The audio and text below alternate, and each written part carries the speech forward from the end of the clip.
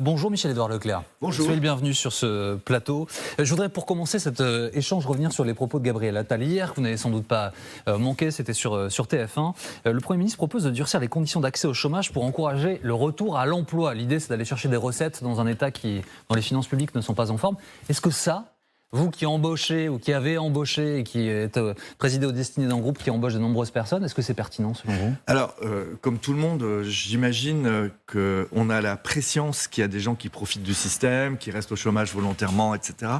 Mais je pense quand même que c'est assez marginal. En tout cas, j'ai été chercher hier soir, sachant que je venais vous voir, des études qui pourraient fonder le fait qu'il y ait beaucoup de gens qui faisaient exprès de rester au chômage de longue durée et tout.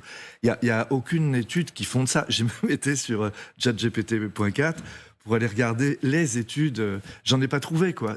Donc je pense que en fait, l'état de notre chômage et des chômeurs longue durée, pour moi, c'est aussi une critique qu'il faut faire du système de remise au travail de ces chômeurs. Être chômeur de longue durée, vous avez vu, il y a plein d'enseignes de textiles là, qui ont fermé. Pendant le Covid, il y a eu beaucoup de problèmes. Il y a une sorte de déclassement des personnes au chômage, et notamment chez les seniors, et c'est très difficile de revenir au travail. Et donc, il y a moins de gens à Pôle emploi. Ça nécessiterait des accompagnements individualisés, personnalisés. Et puis nos boîtes elles-mêmes, je dois dire que il faut que ça devienne un chantier.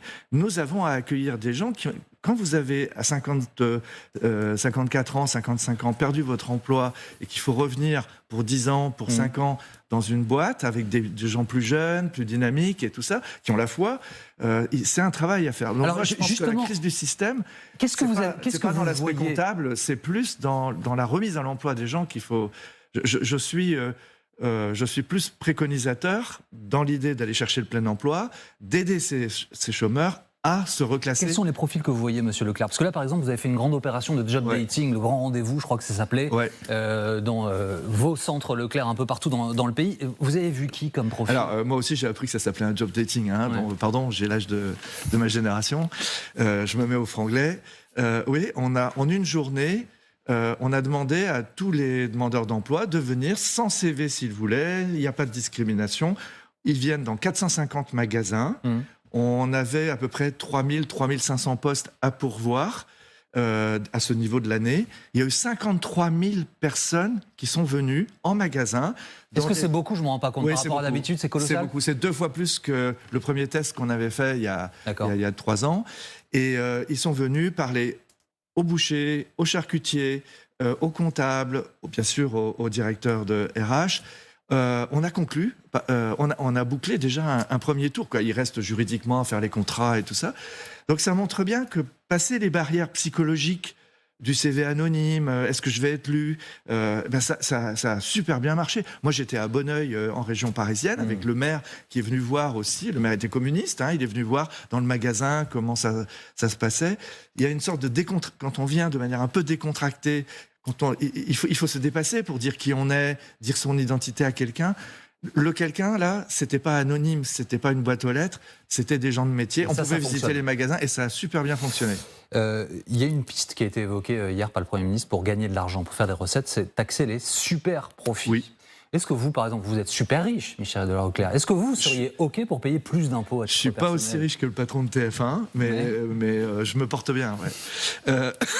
Alors, moi, je pense qu'il faut revoir le système fiscal et probablement, moi, payer plus d'impôts au nom de politiques plus égalitaires, pour la cohésion sociale et tout ça. Mais je dis que ça ne résout pas le problème aujourd'hui de l'endettement français. La dette française, moi, je ne la dramatise pas. Si on fait vraiment les investissements qu'on est en train d'annoncer dans le plan énergie, dans le plan de l'équipement ferroviaire pour la SNCF, dans le plan de la transition énergétique et de la décarbonation, c'est un bon investissement qui va rapporter beaucoup d'argent à la France, ne serait-ce qu'en indépendance énergétique d'ici même 2030. Donc, les agences de notation, OK, on va peut-être perdre un petit A, un point, etc. Mais l'important, c'est de faire ces investissements. Donc, moi, si cette dette, pour diminuer cette dette, s'attaquer au gaspillage, je suis pour. Remettre de l'argent sans s'attaquer aux conditions de la dépense, sans évaluer ce qu'on investit, je suis contre. Par contre, je trouve aujourd'hui qu'il y a une compétition politique qui fait qu'on dramatise le sujet alors que je trouve que la France aujourd'hui investit bien dans sa transition. Le remboursement des intérêts de la dette va devenir notre principal poste budgétaire. Ouais. C'est ça qui interpelle les esprits. Oui, en même temps, si vraiment on devient un pays autonome ou qu'on fait de l'autoconsommation sur le plan énergétique, qu'on n'a pas à importer tout ce gaz, et si on produit notre propre électricité, moi je le vois au niveau des centres Leclerc. Ce que vous êtes en train d'essayer de faire, non? Oui. Vous êtes en train d'essayer de devenir autosuffisant en électricité. Exactement. Alors vous voyez, j'ai pas de modèle économique. Vous êtes patron d'un Leclerc, d'un système U, d'un Intermarché. On n'a pas de modèle économique. On ne sait pas quel sera le prix de l'électricité. On y va tous, parce qu'on a compris que de toute façon, quel que soit le prix, si vous êtes producteur, c'est mieux. Donc, c'est ça pour la France aussi. Et donc, on a aujourd'hui 70 hectares de panneaux solaires. Cette année, 60 hectares supplémentaires. En 2030, je pense qu'on couvrira entre 40 et 60% de notre propre consommation. Et très vite, on va être en boucle sur nos zones industrielles et commerciales. Avec les autres entreprises, on va trouver des plateformes de gestion et de stockage de cette production d'électricité. Moi, j'y crois, nous y croyons. C'est une condition de valorisation de nos patrimoines fonciers, immobiliers. Et donc, oui, moi j'y crois. Donc, je raisonne. Donc, si un acteur privé le fait, vous dites l'État peut le faire? Ouais. Et aujourd'hui, les acteurs privés sont bien partis pour la décarbonation, pour la transition énergétique. Et je le vois aussi pour mes fournisseurs. Vous voyez, il y a des moments où on se frite avec les fournisseurs pour parler des prix, pour la négociation. Mais globalement, aujourd'hui, les grandes boîtes françaises, elles s'investissent vraiment sérieusement sur la COP 21. Elles vont aller vers... et on n'a pas... J'insiste, nos banquiers nous suivent. Et si les financiers ne suivaient pas la France, là, je dirais qu'il ne faut peut-être pas écouter les financiers, il faut faire ce qu'on a à faire.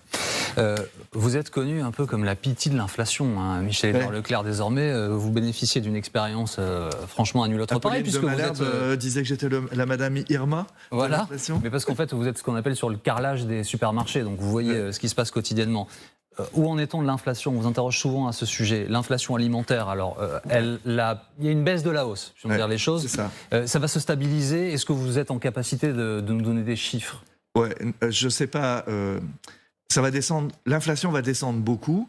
Les prix vont revenir à un niveau plus raisonnable, mais on ne va pas retrouver le niveau de 2019-2020. Il y avait une inflation de l'ordre de 21% en 2 ans sur les produits agroalimentaires et de consommation courante. On a cassé ça.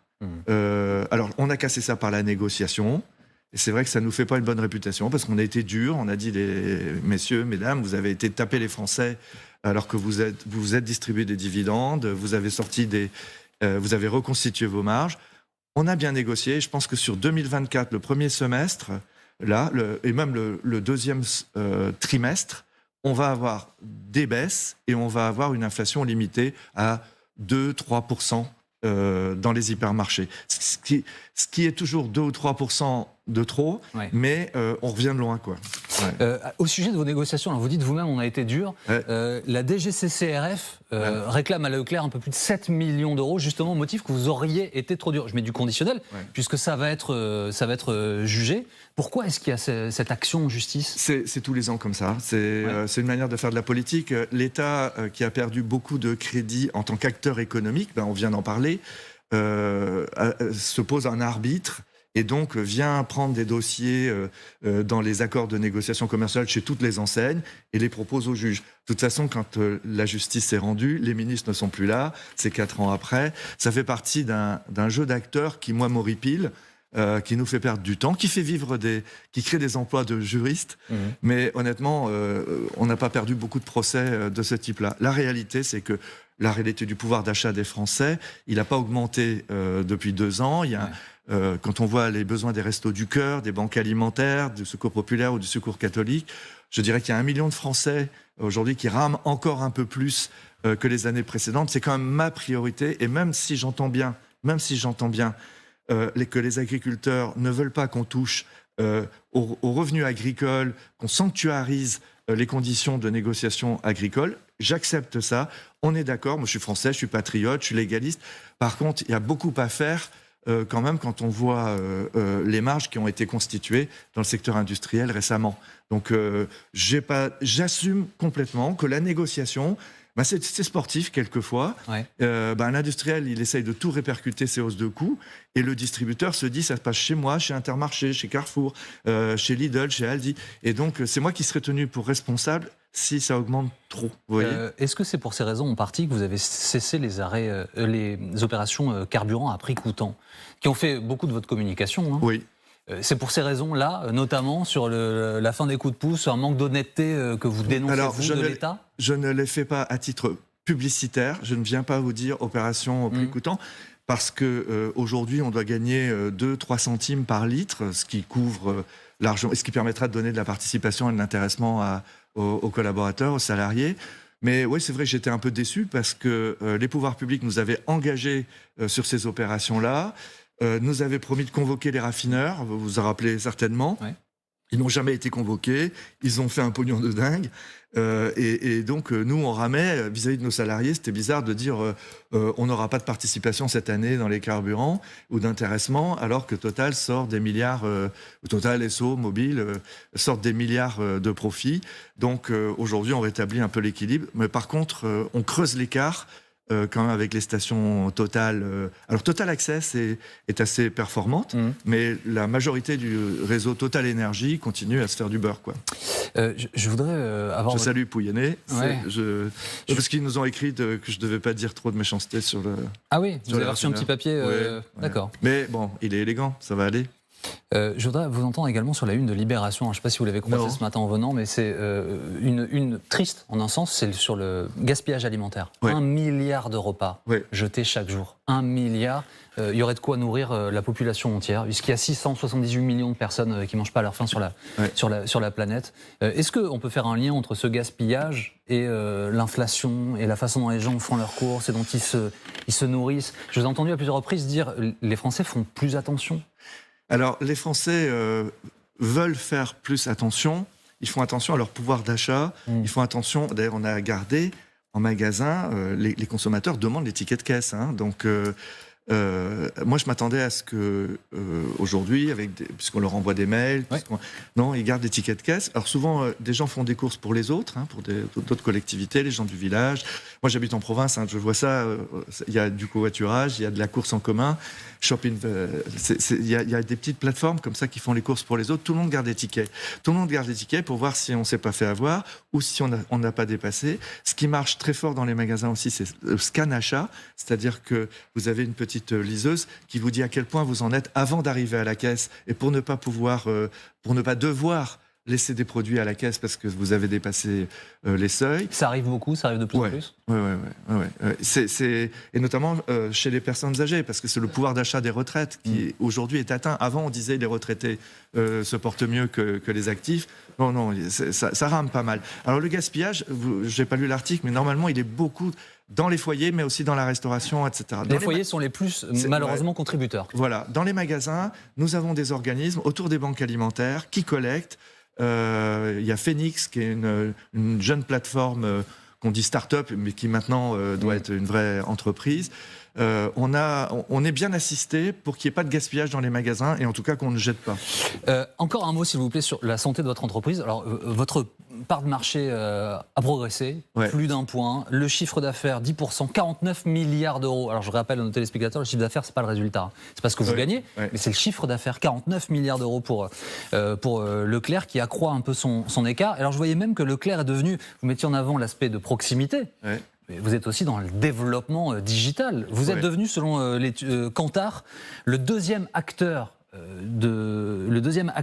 l'opérateur e-commerce de France derrière Amazon. Ouais. Ce qui est pour moi un moment de la saga Leclerc assez extraordinaire. Moi, je suis né quand Bouygues était dans le béton. Et d'ailleurs, j'ai travaillé chez Bouygues quand j'étais étudiant. Bouygues, c'est le propriétaire du groupe TF1. TF1, de la génération d'avant, vous voyez. Et en fait, on a d'abord dû s'adapter à Carrefour, à l'hypermarché dans les années 1960-70. Et aujourd'hui, on s'est adapté à Amazon. Amazon, même pas peur. On est le deuxième opérateur français de distribution à partir du digital. Donc, c'est assez formidable. On en a pas mal sous le pied. C'est ce que disait le journal Les Échos hier. Reprenant vos propos. C'est la raison pour laquelle on crée beaucoup d'emplois, quand même. On a créé près de 3 à 4 000 emplois depuis 10 ans depuis 10 ans, tous les ans, comme ça.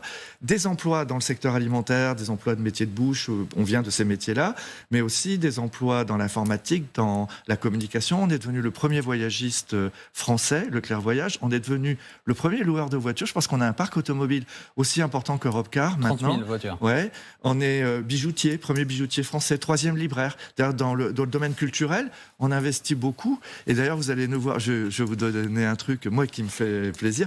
Par notre fondation, on va devenir le premier partenaire de la plus grande exposition de BD du monde qui va avoir lieu au Centre Pompidou. C'est une vraie... ça va devenir le temple de la bande dessinée. Je sais que vous avez beaucoup de journalistes qui sont des fans de BD sur TF1. À partir du mois de mai au mois de novembre, Pompidou, il y aura de la BD à tous les étages. Et c'est la Fondation Leclerc qui accompagne alors, ça. Vous vous développez dans tous les sens, vous faites de l'omnicanal à fond, vous continuez votre croissance, vous êtes partout, loin de l'entrepôt de vos parents, puisque vous évoquiez au début de votre histoire, et vous réussissez à n'agacer personne. On agace tout le monde, mais surtout pour revenir au sujet, au point de départ, on a eu de la dette, et c'est parce que nos adhérents, nos propriétaires de magasins, on est une coopérative de commerçants indépendants, comme Système U, Intermarché, nos adhérents aujourd'hui doivent avoir 6 milliards de dettes pour 41 milliards de chiffre d'affaires.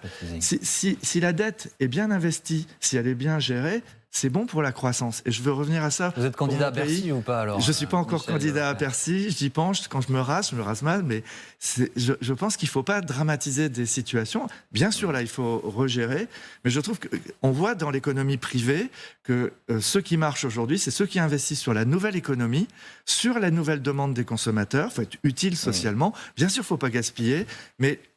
s'endetter, c'est un moyen d'avancer. Je vous repose la question, je suis obligé, parce que j'y pense quand je me rase. Alors moi, je vous ai déjà interrogé, je vous ai déjà posé la question de la politique. À l'époque, vous disiez non. Donc là, vous ne dites plus non.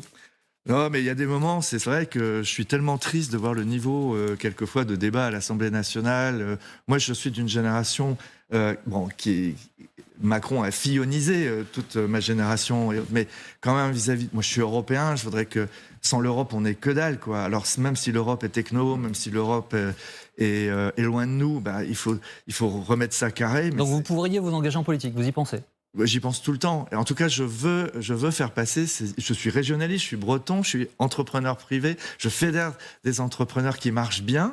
Mais il faut avoir des projets. Et le projet européen, là, les élections européennes, il ne faut pas y aller uniquement en revanchard de la politique intérieure française. Il faut vraiment, à l'heure où d'autres, aux frontières, veulent nous taper, en tout cas, veulent nous concurrencer aussi, peut-être plus sportif, il faut... Donc, c'est-à-dire qu'on pourrait voir votre nom sur une liste, là, prochainement? Moi, je n'exclus rien. Il y a plein de politiques qui disent ça. Ouais. Non, je veux être déjà un politique. Non, je veux être utile socialement. Si je peux aider d'autres plus jeunes donc que pourquoi moi, pas sur une liste? Si je peux aider des plus jeunes que moi à grandir, ça me plairait bien. Alors laquelle? Des jeunes comme vous, quoi. Ouais, avec plaisir. Et sur quelle liste alors? Je suis d'une formation social-démocrate, donc je crois il faut du marché, je crois aussi à la régulation, mais je crois au primat du projet social et du projet politique sur donc même place publique, par exemple. Cuisine. Place publique avec Raphaël Glucksmann. Je regarde tout le monde. Merci Michel Leclerc d'avoir été avec nous ce matin en direct.